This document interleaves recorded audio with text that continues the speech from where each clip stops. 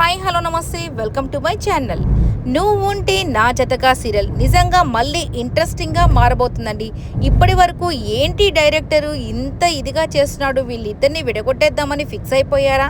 అసలు నువ్వుంటే నా జతగా సీరియల్ అసలు పేరు అనేది ఎందుకు పెట్టారబ్బా అని అనుకునే వాళ్ళకి మళ్ళీ తిప్పి తిప్పి తిప్పి మళ్ళీ మిథునని దేవాని కలపబోతున్నాడు. మరి ఎప్పుడు కలుపుతాడు, ఎలా కలుపుతాడు, ఎవరి ద్వారా కలుపుతాడు అనేది చూడాల్సి ఉంది. బట్ ఈ రోజైతే సీరియల్లో ఏం జరిగిందో చూసేద్దాం రండి.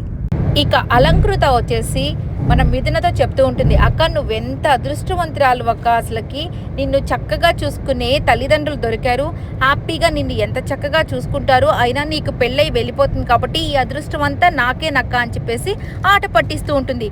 ఇక దాంతో రిషి వచ్చేసి, ఏయ్ అలంకృత, మీ అక్కకి మీ నాన్నగారు మాత్రమే కాదు, నేను కూడా ఎంత చక్కగా చూసుకుంటాను, తన కోసం అమెరికా అయినా వదిలి హ్యాపీగా ఇక్కడికి వచ్చేస్తాను, సో తను సంతోషంగా ఉండడమే నాకు కావాలి, నేను తనని చాలా జాగ్రత్తగా చూసుకుంటానని చెప్పి చెప్తూ ఉంటాడు. ఇక దాంతో అదే ఫిదా సినిమాలో కదా వరుణ్ తేజ్ చెప్తుంటాడు కదా, అలాగా చెప్పినట్టు అనిపిస్తూ ఉంటుందన్నమాట. ఇక దాంతో వాళ్ళ అన్నయ్య వచ్చేసి, చూసావా మిథున ఎంత రిషి నీ మీద ఎంత ప్రేమను పెంచుకున్నాడో, సో తను తన కంపెనీలని అన్నిటిని కూడా వదిలేసుకొని నీ కోసం వస్తానంటున్నాడు, ఇలాంటి భర్త దొరకడం నువ్వు చాలా అదృష్టం చేసుకున్నావు, ఇలాంటి భర్త అందరికీ దొరకడు అని చెప్పేసి చెప్తూ ఉంటే ఇక మిథున వింటూ ఉంటుంది. ఇక సరే అని చెప్పేసి మళ్ళీ వాళ్ళ చెల్లెలు వచ్చేసి, అక్క మన ఇద్దరము మిస్ అయిపోయాం అక్క, మన అపాయింట్మెంట్ తీసుకున్నాం కదా, సో అది మిస్ అయిపోయాం బ్యూటీ పార్లర్కి. అంటే ఏమైంది మిస్ అయిపోతేను, మళ్ళీ వెళ్ళొచ్చు కదా, దానికి ఏముంది అంటే, సరే అయితే రెడీ అయ్యి వస్తాను అని చెప్పేసి, అక్క నీ రూమ్లో నేను చాలా రోజుల క్రితం నా కొత్త డ్రెస్ పెట్టినాను కదా, సో అది వెళ్ళి వేసుకొని వస్తాను అని చెప్పేసి వెళ్తుంది అనమాట. ఇక వాళ్ళ నాన్న వచ్చేసి, అమ్మ కాఫీ పెట్టినాను కదా, కాఫీ తాగని చెప్తా ఉంటాడు. కాఫీ తాగే టైంకి ఇక మిథునకి గుర్తొస్తుంది, అయ్యో రూమ్లో దేవా ఉన్నాడు కదా, ఇప్పుడు అలంకృత చూసేసిందంటే ఇంకేమన్నా ఉందా అని చెప్పేసి టెన్షన్ పడుతున్న టైంకి ఇక తనని గమనిస్తూ ఇక్కడ త్రిపుర నిలబడుకొని ఉంటుందన్నమాట. ఇక త్రిపుర వచ్చేసి, ఏంటి మిథున టెన్షన్ పడుతుంది, నా అనుమానం ఏదో నిజమయ్యేటట్టే ఉంది, తను పైకి వెళ్తే ఈ అమ్మాయి ఎందుకు టెన్షన్ పడుతుంది అనే టైంకి ఇక అలంకృత పైకి వెళ్ళిపోయి పెద్దగా గట్టిగా అరుస్తుంది. ఇక అందరూ అమ్మ చూసేసి ఉంటుంది అని చెప్పేసి మిథున అందరూ పైకి త్వరగా వెళ్ళి, ఏంటమ్మా ఏమైంది అని చెప్పి అనేసరికి తీరా చూస్తే అక్కడ బల్లు ఉంది, సో బల్లిని చూస్తే నాకు చాలా భయం వేసింది, అందుకే అరిచాను అని చెప్పి చెప్తుంది. ఇక ఆ టైంకి దేవా తను కళ్ళు మూసుకొని అరిచేసరికి దేవా కాస్త మంచం మీద పడుకుని ఉన్న వ్యక్తి వెళ్ళి దాక్కుంటాడు. ఇక దాంతో సరే మిథున అంతా వెతుకుతుంది అనమాట, దేవా ఉన్నాడని, అరిచిందా లేకపోతే ఇంకేంటి అని చెప్పి చూసేసరికి దేవా అయితే వెళ్ళి దాక్కొని ఉంటాడు. ఇక ఏంటి నువ్వు ఇంత చిన్న దానికి కూడా ఇంత పెద్దగా అరిచావు అని చెప్పేసి అంటూ ఉంటారు. ఇక దాంతో వాళ్ళ బావ రిషి వచ్చేసి, ఏంటి అలంకృత, నేను ఏదో నిన్ను చాలా స్ట్రాంగ్ గోల్ అనుకున్నాను, నువ్వు ఏంటి ఇక దీనికోసం కూడా భయపడుతున్నావు, బల్లిని చూసి భయపడుతున్నావు అంటే, బావా నేను అన్నిట్లో చాలా స్ట్రాంగే కానీ ఈ బల్లి విషయంలో ఒకటే చాలా వీక్ బావా అని చెప్పేసి అంటూ ఉంటుంది. సరే ఇదంతా ఇలా ఆట పట్టించేసిన తర్వాత ఈ బల్లి భయం ఎప్పుడు పోతుందో ఏంటో దీనికి అని చెప్పేసి లలిత గారు కూడా అంటూ ఉంటారు. ఇక ఇదంతా అయిన తర్వాత ఇక మిథున వచ్చేసి, అమ్మో తను ఇక్కడే ఉంటే చాలా ప్రమాదము, డ్రెస్ అయ్యి చేంజ్ చేసుకుంటే దేవా ఉన్నాడు కాబట్టి నేను డ్రెస్ తీసిస్తాను, నువ్వు నీ రూమ్లోకి వెళ్ళి మార్చుకోపో అని చెప్పేసి చెప్తుంది అనమాట.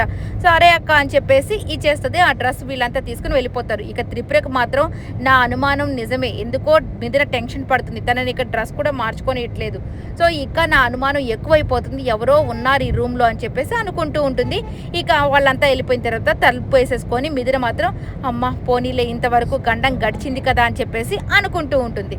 సో నెక్స్ట్ వచ్చేసరికి వాళ్ళ ఇంట్లో ఏం జరుగుతుంది, పల్లీలు తింటూ మన సూర్యకాంతం అలాగే రంగా వీళ్ళిద్దరూ పెద్ద పల్లీలు డేక్ షాప్ ముందర పెట్టుకొని హ్యాపీగా తింటూ, ఇప్పుడు ఏమనుకుంటున్నావంటే అని రంగాని అడుగుతుంది. ఇక రంగా వచ్చేసి, నువ్వు నాకంటే పల్లీలు ఎక్కువ తింటున్నావు అనిపిస్తుంది అని చెప్పి అంటూ ఉంటే, పల్లీల గురించి కాదు, అసలుకు ఈ యొక్క దేవా ఎక్కడికి వెళ్ళి ఉంటాడు అని అడుగుతూ ఉంటుంది. ఎక్కడికి వెళ్ళి ఉంటాడేంటి, ఏదో పని మీద వెళ్ళుంటాడు అంతే కదంటే, లేదు ఈ పెళ్ళిని తప్పించుకోవడం కోసం ఎక్కడికో వెళ్ళుంటాడు, అసలు వస్తాడంటావా ఈ పెళ్ళికి అని చెప్పేసి రంగా అంటూ ఉంటే, ఇదిగో పెళ్లి కోసమే తప్పించుకొని వెళ్తే పెళ్ళికి ఎందుకు వస్తాడే అని చెప్పేసి వీళ్ళిద్దరూ మాట్లాడుకుంటున్న టైంకి అక్కడికి రిషి వస్తాడు. ఒక పెద్ద కారు వచ్చి ఆగుతుందన్నమాట. ఇక రిషి అయితే లోపలికి హౌస్ లోపలికైతే వచ్చేసి దేవా దేవా అని పిలుస్తూ ఉంటాడు. ఇక్కడ గమనించాల్సిన ఒక విషయం ఏంటంటే, ఇక దేవా వాళ్ళ అమ్మగారు క్యారెక్టర్ ఉంది కదా, ఆవిడైతే మారిపోయిందండి. ఇక్కడ శారదా గారు వేరే ఆమెనైతే పెట్టేశారు. ఈమె కూడా చాలా బాగుంది. సో ఇక నెక్స్ట్ వచ్చేసరికి ఇక దేవా దేవా అని పిలుస్తుంటే ఇక ఇంటిల్లి పాది బయటకు వచ్చేసి, దేవా ఏడు అంకుల్ 2 రోజుల నుంచి ఫోన్ లిఫ్ట్ చేయట్లేదు, ఫోన్ ఏమో స్విచ్ ఆఫ్ అని వస్తుంది అనగానే ఇక మన సూర్యకాంతం అస్సలు కామ్గా ఉంటుందా? అస్సలు ఉండదు కదా. స్విచ్ ఆఫ్ అయిపోయిన ఫోను స్విచ్ ఆఫ్ అయిపోయినట్టు చెప్పక ఇంకా స్విచ్ ఆన్ అయినట్టు కుహు కుహు అని ఊగుతూ ఉంటుందా, మోగుతూ ఉంటుందా అని చెప్పేసి జోకులు అయితే వేస్తుంది. ఇక అందరూ అట్లాగే చూస్తూ ఉంటారు. ఇక దాని తర్వాత వచ్చేసి, ఏంటి అంకుల్, ఏంటి ఆంటీ, దేవా అస్సలు కనిపించట్లేదు, దేవా ఫోన్ కూడా స్విచ్ ఆఫ్ వస్తుంది కదా, మరి ఏమైంది, దేవాని పిలవండి అంటే, అసలు ఉంటేనే కదా దేవాని పిలవడానికని మళ్ళీ ఈమె మాట్లాడుతుంటే ఇక సూర్యకాంతం వాళ్ళకి ఒక వార్నింగ్ ఇచ్చే దానికోసం శారదా గారు అయితే, నువ్వు నోరు మూసుకొని ఉంటావా లేదా, నిన్నెందుకు ఊరికే మాట్లాడుతూ ఉన్నావు నువ్వు అని చెప్పేసి అంటూ ఉంటుంది. ఇక దాంతో ఆ శారదా గారు వచ్చేసి, లేదమ్మా దేవా, లేదమ్మా రిషి, దేవా ఇంట్లో లేడు అని చెప్పి చెప్తుంది. ఇంట్లో లేకుండా ఎక్కడికి పోతాడా ఆంటీ? సో 2 రోజుల్లో ఇంకా ఒక రోజులో పెళ్లి పెట్టుకొని ఇప్పుడెక్కడికి వెళ్ళాడు అని అంటూ ఉంటుగా, లేదు ఏదో పని మీద బయటికి వెళ్ళినట్టు. లేదంటే మీరు ఏదో దాస్తున్నట్టున్నారు, సూర్యకాంతం అక్క ఏదో చెప్పబోతుంటే మీరు ఆపేస్తున్నారు, సో మీరు కూడా ఏమీ చెప్పట్లేదు, ఏమైందో చెప్పండి ఆంటీ అని చెప్పి అంటూ ఉంటే, ఏం లేదు రిషి అని చెప్పి అంటూ ఉంటారు వీళ్ళు. కానీ సూర్యకాంతం కాముగా ఉంటుందా? రిషి అది ఏంటంటే ఆ గుడిలో అని చెప్పి దీర్ఘాలు తీస్తున్న టైంకి మళ్ళీ ఇంకా వాళ్ళ నాన్నగారు అయితే ఈసారి సత్యమూర్తి గారు, నువ్వు కామ్గా ఉంటావా లేదా అని చెప్పేసి గట్టిగా అరుస్తాడు. ఇక దాంతో సరే అని భయపడిపోయి కామ్గా రంగా వచ్చేసి, నువ్వు కాస్త కామ్గా ఉండవే, మా నాన్న చేతి ఎందుకు తిట్టించుకుంటూ ఉంటావు అని చెప్పేసి చెప్పగానే కామ్గా అయిపోద్ది. ఇక దాంతో మళ్ళీ వచ్చేసి సత్యమూర్తి గారు వచ్చేసి అంటాడు, రిషి ఏమీ లేదు రిషి, నిజంగానే దేవా ఏదో పని మీద వెళ్ళున్నాడు, అంతేకాని ఇంకేమీ లేదులే అని చెప్పి చెప్పగానే వాళ్ళ అన్నయ్య కూడా అంతే, వాడంతే నార్మల్గా చెప్పకుండానే వెళ్ళిపోతుంటాడు, మళ్ళీ వచ్చేస్తాడు అని చెప్పి అంటూ ఉంటే ఇక రిషి వచ్చేసి, నార్మల్గా వెళ్ళడం ఓకే అన్నా, కాకపోతే పెళ్లి పెట్టుకొని కూడా తను ఎవరికి చెప్పకుండా వెళ్ళిపోయాడు, ఫోన్ స్విచ్ ఆఫ్ చేసుకున్నాడంటే నాకేంటో తేడాగా కొడుతుంది. సో మీరంతా దాస్తున్నారు కదా, పర్లేదు మీరు దాచినా నేనైతే దాన్ని కనిపెడతాను. సో దేవాకి ఈ పెళ్ళంటే ఇష్టం లేదని నాకు అర్థమైపోతుంది. అసలు దేవాకి ఎందుకు ఈ పెళ్ళంటే ఇష్టం లేదు, అసలు ఏం జరిగిందో చెప్పండి అని మళ్ళీ అంటాడనమాట. ఇక మళ్ళీ చెప్పబోతుంటుంది మన త్రిపుర. ఇక దాంతో మళ్ళీ దేవా వాళ్ళ నాన్న వచ్చేసి, నువ్వు కాస్త నోరు మూసుకొని ఉంటావా, లేకపోతే నిన్ను ఇంట్లో నుంచి తరమంటావా అన్నట్టుగా కొద్దిగా గట్టిగా అరవగానే ఇంకా మళ్ళీ కామ్గా అయిపోతుంది. ఇక దాంతో వచ్చేసి రిషికి అర్థమైపోద్ది, సరే అంకుల్ మీరేమి చెప్పరని నాకు అర్థమైపోయింది, కానీ ఒక మాట మాత్రం చెప్తున్నాను, రిషి దేవా నా ఫ్రెండు, సో ఇక తన బాధ్యత అంతా నేనే తీసుకుంటున్నాను, మీరు ఏమీ టెన్షన్ పడకండి. సో ఎలాగైనా దేవా పెళ్లి చేసే బాధ్యత నేను తీసుకుంటున్నాను కాబట్టి ఇక మీరు టెన్షన్ లేకుండా తను ఎక్కడున్నా నేను తీసుకుని వస్తాను, తన పెళ్లి ఖచ్చితంగా జరిపిస్తాను అని చెప్పేసి అక్కడి నుంచి వెళ్ళిపోతాడు. ఇక దీంతో అందరికీ టెన్షన్ మొదలవుతుంటుంది, ఏంట్రా బాబు ఏం పెళ్లి చేస్తాడు ఏంటి, ఎంత బయటపడిపోతుందని టెన్షన్ పడుతూ ఇక శారదా గారు అయితే ఒక మాట అంటారు, నీకు అసలు బుద్ధి ఉందా లేదా, రిషికి ఎందుకు అలా చెప్తున్నావు, రిషికి ఆ విషయం కానీ తెలిసిందంటే ఇక రిషి అలాగే మిథున పెళ్లి కూడా ఆగిపోతుంది, అంత మాత్రం అర్థం చేసుకోలేవా, నీ నోటికి ఏదొస్తే అది వాగతావా అని చెప్పేసి ఆమెను తిట్టేసి వెళ్ళిపోతుంది.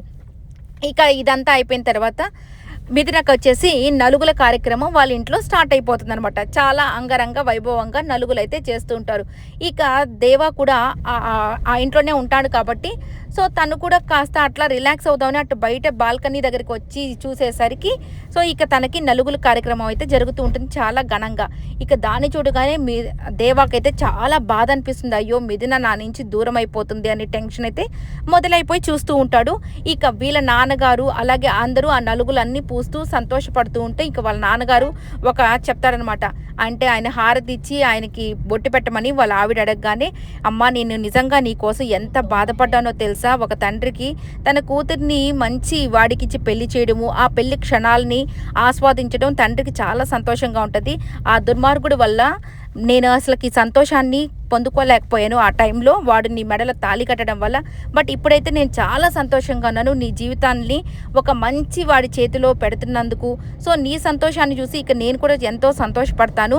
ఒకప్పుడు నా గుండె ఆగిపోతే బాగున్ను అని చెప్పి అనుకునేవాడిని, కానీ ఇప్పుడు నీ కోసమే మళ్ళీ ఈ గుండె బ్రతికిందేమో దేవుడు నన్ను మళ్ళీ బ్రతికిచ్చాడేమో నీ సంతోషాన్ని చూడడం కోసం అని చెప్పేసి చెప్తూ సంతోషపడుతూ ఆ ఎదవ వల్ల మన జీవితాలని నాశనం అయిపోయాయని దేవాన్ని తిడుతూ ఉంటాడు. ఇక మిథున ఇదంతా వింటూ కామ్గా ఉంటుంది, ఏం చేసే పరిస్థితిలో లేదు కాబట్టి.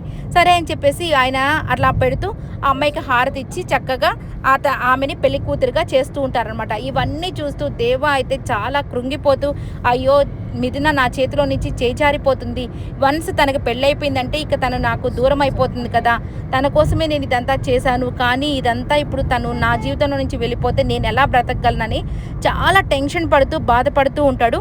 ఒక మంచి సాంగ్ అయితే స్టార్ట్ అవుతూ ఉంటుంది. ఇక తనకైతే పెళ్లి కూతురిని చేసేసి ముస్తాబు చేస్తూ ఉంటే ఇక మంచి సాంగ్ వస్తూ ఉంటుంది, అందరూ చాలా హ్యాపీగా ఉంటారు. సో ఇదంతా జరుగుతున్న టైంకి ఇక దేవాకు వచ్చేసి తను పెళ్లి కూతురు గెటప్లో చూసి ఇంకా బాధపడిపోతూ తన కళ్ళ ముందుకు తను రాగానే ఇక రేపటి రోజున ఏం జరుగుతుందంటే తన చెయ్యి గట్టిగా పట్టుకొని దేవా వచ్చేసి మిథున నాకు నువ్వు కావాలి మిథున, సో నిన్ను నిజంగానే ఇష్టపడుతున్నాను, సో నువ్వు నా భార్యగా నాకు జీవితాంతం నువ్వే నాకు కావాలి, సో నేను వేద మంత్రాల సాక్షిగా నీ మెడలో తాళి కట్టాను కాబట్టి నువ్వు నా భార్యవేని నేను మళ్ళీ కన్ఫెస్ చేస్తున్నానంటే ఒప్పుకుంటున్నాను, సో నువ్వు మాత్రం ఎక్కడికి నన్ను విడిచి వెళ్ళకు అని చెప్పేసి తనని పట్టుకొని గట్టిగా అంటూ ఉంటే ఇక మిథున వచ్చేసి షాక్ అయిపోయి చూస్తూ ఏంటి దేవా నువ్వు ఏం చెప్తున్నావు, నాకేం అర్థం కావట్లేదంటే నిజమే మిథున, నాకు నువ్వు కావాల్సిందే, నువ్వు నాకు దూరం అయిపోతుంటే నాకు ఆ బాధ తెలుస్తుంది అని చెప్పేసి తన బాధనంతా వ్యక్తం చేస్తూ ఉంటాడు. ఇక మిథున అయితే షాక్ అయిపోతుంది, ఏంటి వీడు ఒకసారి అలా అంటాడు, ఒకసారేమో ఇలా అంటున్నాడు, తనే కదా నన్ను దూరం చేసుకున్నాడు అని చెప్పేసి మిథున బాధపడి షాక్ అయిపోయి చూస్తూ ఉంటుంది.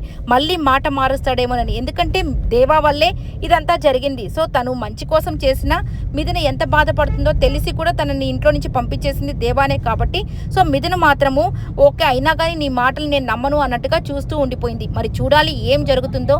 సో మిథున దేవాని వీళ్ళిద్దరిని కలిపేదానికి రిషి ఏం చేస్తాడో, అసలు పెళ్లి జరుగుతుందా లేదా, ఇవన్నీ చూడాలంటే నెక్స్ట్ ఎపిసోడ్ కోసం అయితే చూడాల్సి ఉంది. ఈ వీడియో నచ్చితే లైక్ చేయండి, షేర్ చేయండి, కమెంట్ చేయండి, సబ్స్క్రైబ్ చేసుకోవడం మాత్రం మర్చిపోకండి. Please subscribe my channel. Thank you so much for watching.